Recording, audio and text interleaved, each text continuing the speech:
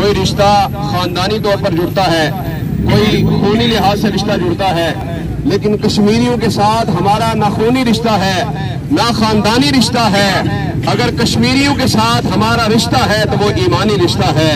इसलिए हम ये नारा लगाते हैं, कश्मीरियों से हमारा रिश्ता क्या, से जवाब दें, कश्मीरियों से रिश्ता क्या, कश्मीरियों से रिश्ता क्या, कश्मीरियों से रिश्ता क्या, कश्मीर बनेगा, कश्मीर बनेगा, कश्मीर बनेगा, कश्मीर बनेगा।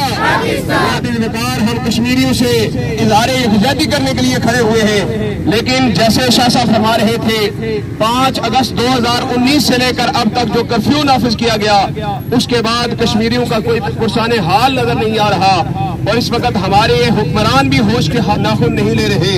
तो यही बात हम कह सकते हैं कि अगर यही हाल रहा साकी तेरे मैखानों का, अगर यही हाल रहा साकी तेरे मैखानों का, देर लग जाएगा टूटे हुए पैमानों का। और कहत दुनिया में है अब ऐसे मुसलमानों का, कहत दुनिया में है अब ऐसे मुसलमानों का, जोर जो तोड़ दिया करते थे तूफानों का। कोई खालिद है न तारिक है न इब्ने कासिम, कोई खालिद है न तारिक है न इब्ने कासिम, रास्ता साफ है बढ़ते हुए तूफानों का। और जिस जगह चाहो जहां चाहो बहा दो इसको, खून इस दौर में सस्ता है मुसलमानों का। हज़रात वकार, कश्मीरियों का कोई पुरसाने हाल नहीं है।